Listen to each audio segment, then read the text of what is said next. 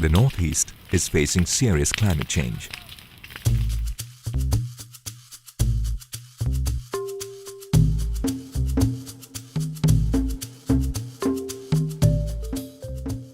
As the mist comes in, as the sun rises, there is change.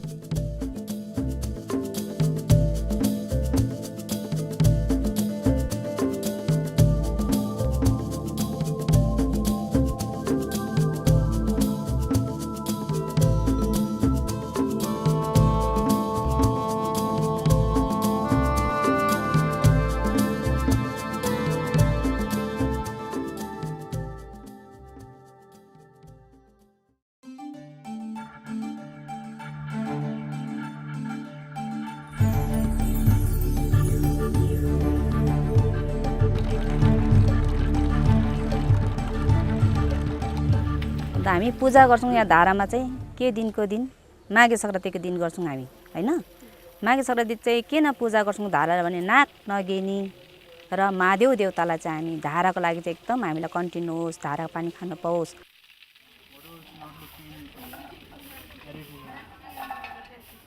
ना ऐसा ये पानी पीने में थोड़ा मीठा लगता है और गवर्नमेंट का पानी में तेल रहता है ना थोड़ा यूरिया रहता है तो गंद करता है लेकिन गवर्नमेंट का पानी तो अच्छा है लेकिन ये तो नेचुरल पानी है ना इसीलिए हम लोग यही पानी खाते हैं इससे कोई जल्दी बीमारी भी नहीं हम लोग यही पानी खाते हैं।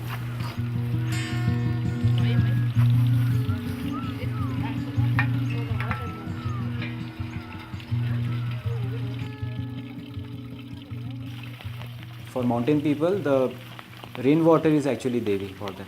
If you give asan to that Devi in the catchment of the spring, then the Devi will give you darshan in the spring. For a typical Himalayan villager, the security of these springs is water security for him. With precipitation patterns are changing, the rainfall is getting compressed in few months, and we have got longer winter droughts now. So the springs are not getting adequately recharged during the monsoons. So they are becoming seasonal now.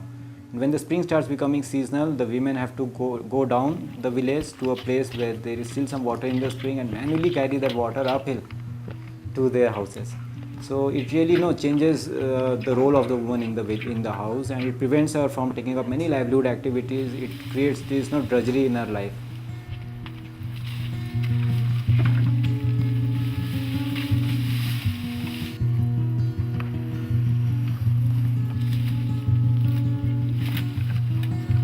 The oak forest is a natural gift the villagers have.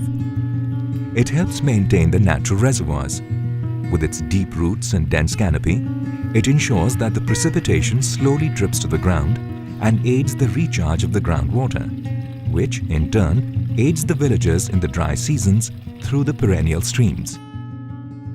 Oak forests in Sikkim are of high importance. They are predominant forest ecosystems in Sikkim, and we face the situation that they are endangered for different reasons. Reasons are multifold, but there has some intervention be done to guarantee a sustainable management and sustainable way how to regenerate these oak forests. As a starting point, we will map these oak forests in a very precise method. Using satellite images, we facilitate local institutions to perform and carry out this oak forest mapping, and not only the extent of the oak forests, but also their status in terms of degradation. The oak trees are in danger because they are susceptible to forest fires. And when the forest recovers from these fires, species like pine and bamboo grow much faster. Bamboo to grow requires a lot of water, most of which it takes in just beneath the surface. Pine trees with their webbed root structure aid surface flow. Together, bamboo and pine prevent the groundwater from recharging.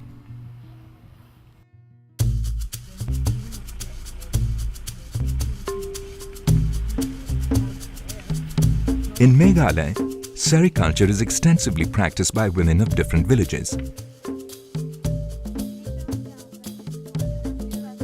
Every village is doing another has a specific technique, and even for the spinning, for the hand spinning, for the hand loom, it's in each village is different. So we had to go, and there's this first experimentation phase where we work with actually different village. If one is good in spinning, so we go in the spinning village, and there we work with them on trying the best way to get the best spinning. Because if you have the nice thread, then you have the nice clothes, of course. Basically, Sericate is silkworm. So out here in Rubai, we are doing on two, on Muga and Eri. So these two silkworms feeds on different food plants. I mean, silkworm without food plants is not at all possible. Most of the time what we did out here, we do plantation first before any rearing. After the plantations are ready, the silkworms are bred and raised. After they metamorph, their cocoons are processed to produce yarn. Because the yarn produced in Eri, they are not dyed in chemicals. Out here they are doing in vegetable dyes. So these vegetable dyes are plucked up, either it's from the leaves or bark or roots of plants. They use turmeric and lac. These are a few which I can name them. These are the plants which I use in dyeing the yarn. So using these dyed plants, they dye the yarn and then they weave it. So the demand of these dyed fabrics are more. Along with being eco-friendly, these silk products help preserve traditional practices. For the training of hand spinners, traditionally they already know how to spin, but the fabric is very rough, and they also know only one method of spinning. So what we've done is given them a training on hand spinning. When you see the fabric now, it's soft, it's nice, it's white, and it's almost like you can see it's silk now compared to before. Before it was very rough. The design is not really the main thing. It is important, but I think already when you're working on natural dyes with natural ingredients and with this kind of fibers, where you can really also, because of the spinning, the hand spinning, you can play with it and you can make different thickness, you can make different, and so you can really play on the texture. So it would be more like playing with the texture, playing with the colors, and so it's not so much on doing the latest trends, and it's not really about this. It's a lot on preserving what they're doing and on building up on what they're actually already doing, not importing new things, we have to upscale them from where they are.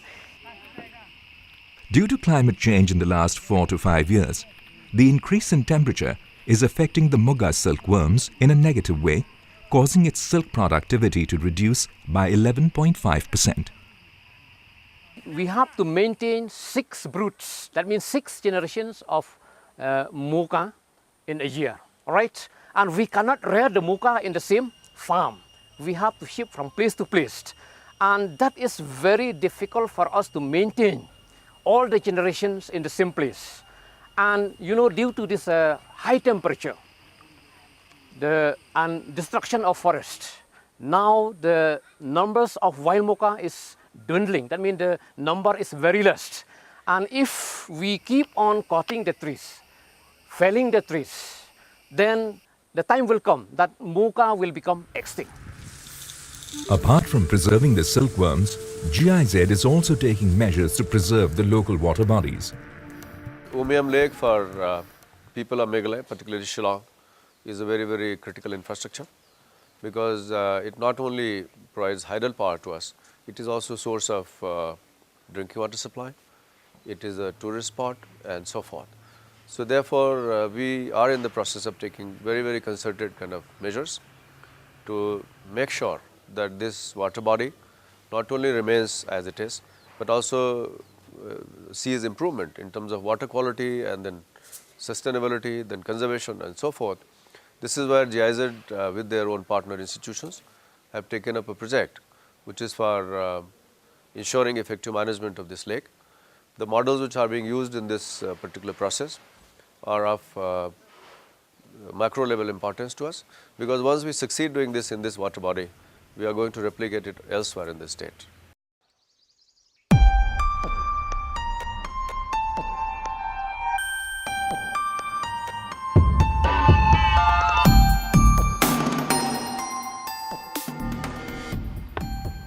People in Nagaland practice jhum cultivation, otherwise known as slash and burn farming. All the farmers, there's a question why climate is changing. Here in our village, we have a jhum cycle, which is a period of 15 years. And after a period of 15 years only, we will recultivate the jhum. Of course, that is practicable in the community land. But individually, private owned land, they can cultivate as and when they wish. Due to climate change, the rainfall has become erratic, thus affecting the crop productivity. Our belief is that jhum is not a environmentally unfriendly practice if it is practiced strictly as per evolved traditions. The villages which have more varieties of seed available, they exchange with the villagers of another village so that they are able to be more resilient to impacts of climate change. Up to 60 to 62 varieties of crops are produced in one cultivation cycle, including multiple varieties of rice.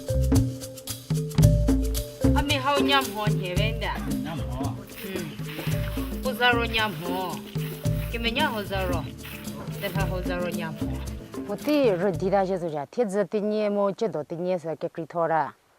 Tiedza tinye ro budim haritzele, de vorjedo. Unhi juno vorje ke zo zori tinye sa ke kritora, put jedo tinye ro budim haritzele da. She zizo supoti la vorm hatzele azin o kutoti konusa. Dere ha jim hero, dire petza thorado. Jim he shenda. Tiedza sa o kutotige mogi zori ti putigi relasa zogo tsuya de jiro shiza ti usa za se vore ke shizori dir za se de. Reduction in the fallow periods has led to the depletion of forests, thus affecting the rain. Una tsidan tazu tje gri sano la chite yo vele tsino themano humutoda sa ui wono tsarida nan Lots of Tesla Mosano, the Che, Udologie Casamutagale. GIZ is the technical assistance program, which is a small window which we see as a precursor to a larger climate change adaptation program which will come in. GIZ is basically interested to assist the states in implementation of the State Action Plan on Climate Change. It goes a step beyond in terms of assisting even for the monitoring and the planning of the actions recommended in the State Action Plan for Climate Change. So this has been effective in the 3 states, namely Nagaland, Sikkim and Meghalaya. The other important aspect of this cooperation is also in the field of capacity building, which has its aim in creating a cadre of people in each of the 3 respective states who understands issues related to climate change, adaptation and other related issues. Now these trained personnel from all the 3 states would basically take on the role of being cheerleaders and passing on this understanding to people at various levels in their own states. Communities adapt when they perceive that the environment around them is changing. Communities in the Northeast have begun to feel this change. GIZ works in the region to catalyze this process, enhancing local awareness of change and thereby promoting local solutions.